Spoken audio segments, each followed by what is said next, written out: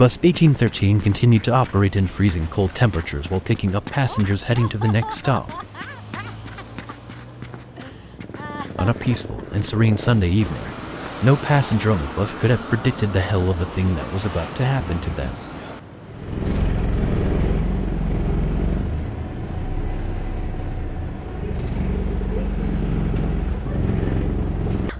It was around this time that a group of men in trench coats, black canvas shirt, and winter beanie caps appeared on the mountain in the northern part of Seoul. Even though sunset approaches and it becomes darker, their rapid gait, faintly visible stiff faces, and matching outfits made them stand out from others. These people were strange at first glance. There were not one or two, but about 30 people running into columns.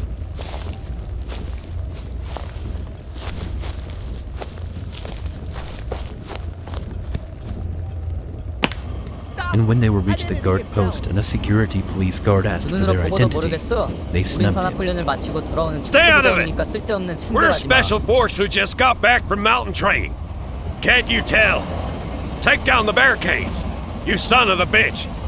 The checkpoint they stood at was on the road, just 300 meters ahead of the Blue House, the official residence of the President of South Korea.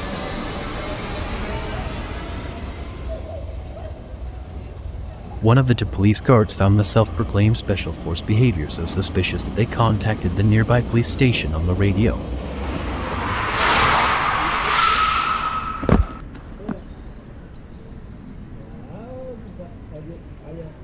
When the police chief arrived at the checkpoint, he immediately sensed that something was very wrong. In an urgent voice, he ordered the men to be tied up.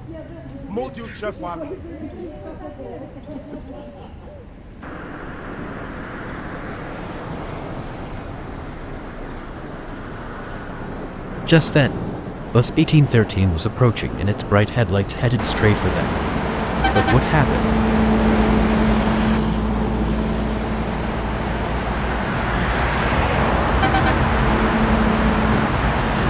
Attack!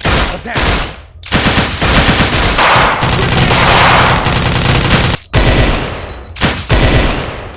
The self-proclaimed special forces suddenly pulled guns out of their coats to shoot at the bus and started throwing grenades.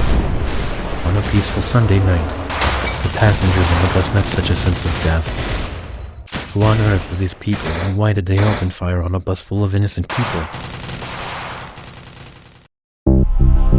The men in their trench coats were members of 125th North Korea's elite special forces unit.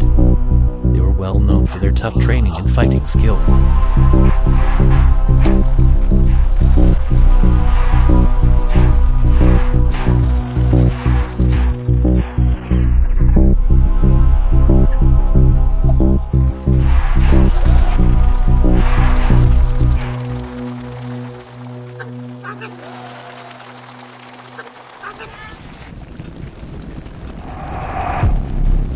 And 31 of them were selected and organized for the sole purpose of assassinating the South Korean President, Park Chung-hee.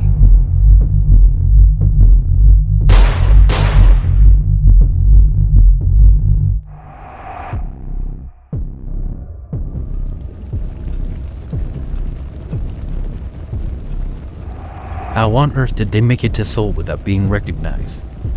How were they able to reach their initial destination, a spot 300 meters from the Blue House, without any armed conflict?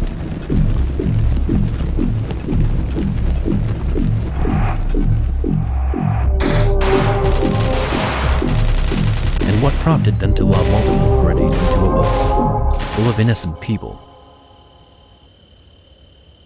It was approximately 8 p.m. on January 17, 1968. The North Korean border was currently quiet. It was for days before the bus explosion. Around the guard post, 31 soldiers in South Korean army uniforms were solemnly preparing. Each man broke the skin of his own pinky finger and wrote a letter in blood. "We will carry out our duty according to the leader's orders," it reads.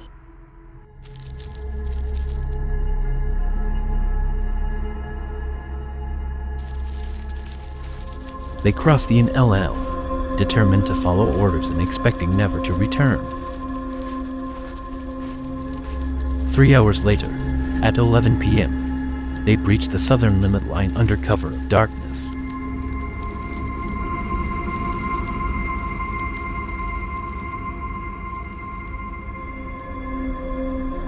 As the night passes, they continued moving. The following day, they dug out abandoned tombs or gathered fallen leaves as places to sleep.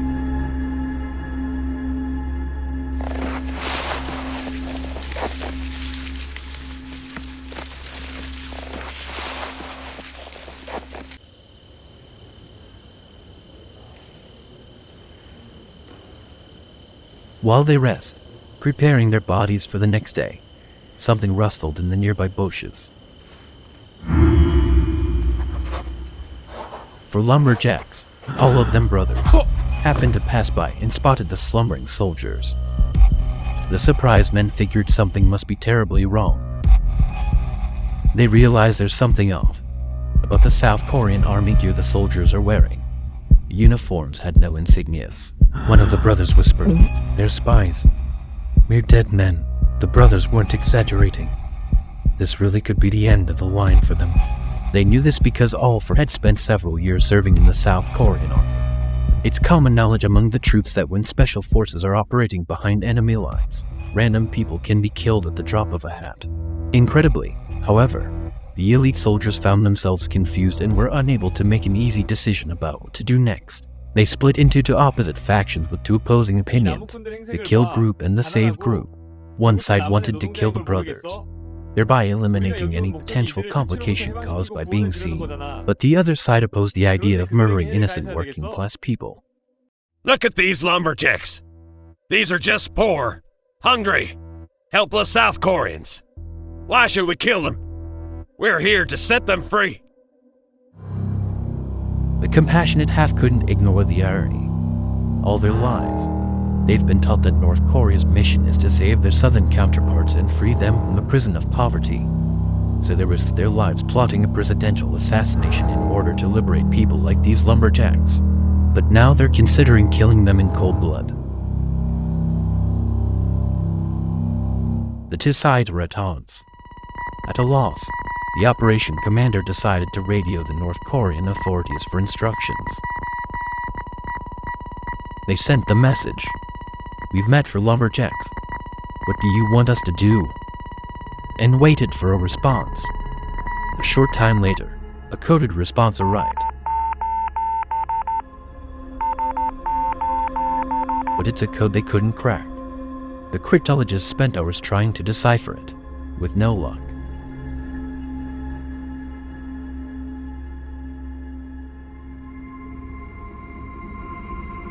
More uncertainty as the clock continued to tick.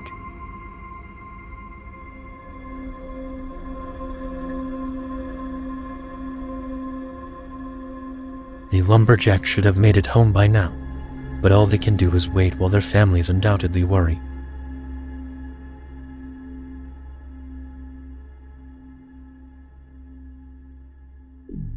Eventually it was decided. A vote will be held to determine the fate of the four brothers.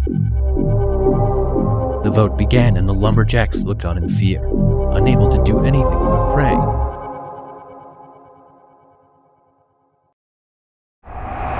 But when the results came in, they breathed sighs of relief. It's 18 versus 13, in favor of letting them live. Before the four brothers headed for home, the soldiers gave them a hearty share of their emergency food. One of them also handed over his wristwatch. But the brothers also received a warning. They're not to tell anyone what happened to them. They agreed, then thanked the soldiers for their efforts to save the South, and fled. The four made it home safe, but they were still extremely shaken up and trembling in fear. Their family persuaded them to explain what happened, and the brothers told the entire story to their stunned loved ones. The family insisted the men notify the police, so they rushed to a nearby station and explained their encounter. 정말이라니까요. 분명히 북한 군인들이었다고요. 몇 시간 동안 잡혀 있었는지 알아요?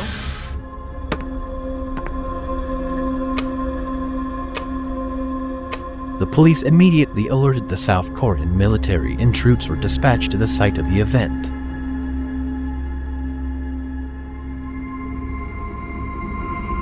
But the North Korean guerrillas have already disappeared. The military chased after the traces in hot pursuit, but the elite soldiers' head start was just too great. The North Koreans needed to make up for the time they lost with the lumberjacks. They moved rapidly across the Winter Mountain, marching at a high speed of 10 km per hour, even in full military gear weighing 30 kilograms. Finally, they approached their destination. They were so close now, only 300 meters from the Blue House, residence of the South Korean President, when they were blocked by the police guards. At this moment, they saw a bus heading toward them and jumped to a mistaken conclusion. The brothers must have betrayed them, they thought, and now the South Korean military is coming for them.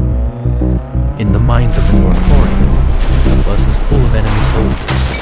Without any further hesitation, they fire wildly. In fact, however, the South Korean military knew nothing of this infiltration by the North and had no inkling that it involves a presidential assassination plot. The South Korean army was focused solely on chasing down and capturing the interlopers, so much so that they left the Blue House relatively unguarded. This misstep enabled the North Koreans to infiltrate the Blue House without the interference of any armed conflicts. Once South Korean forces understood what's happening, though, the battle between North and South commenced.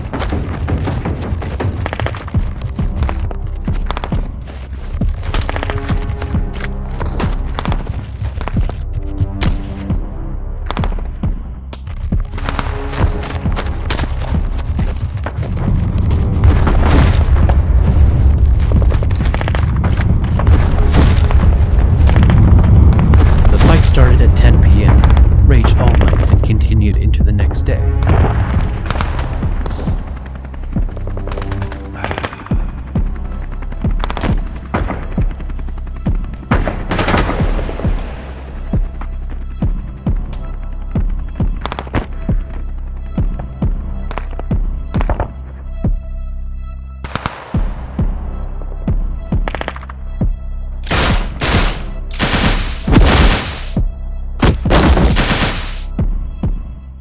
The conflict ended with South Korean forces suffering 32 deaths and 52 injuries.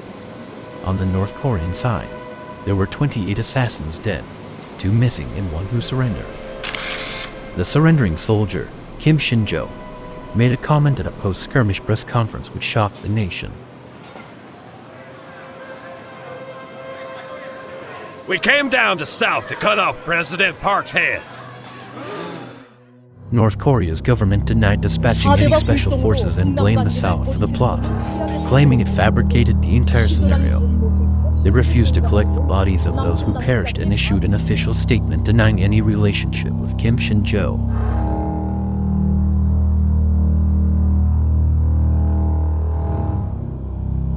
President Park was reportedly furious with North Korean leader Kim Il-sung over the ill-fated attempt to assassinate him. Park organized a special military unit comprised of 31 forces, the same number sent to silence him, and the team spent the next 3 years preparing to assassinate Kim. The plan never came to fruition, however. During the 3-year time frame, a slowly unfolding détente saw tensions ease between the North and South. Kim Shin-jo became a pastor and devoted the remainder of his life to fostering peace. A story of yesterday. What do you think of today? Subscriptions and likes are a big help to upload videos more often. And please make sure you don't miss the videos that are occasionally uploaded by pressing the notification bell.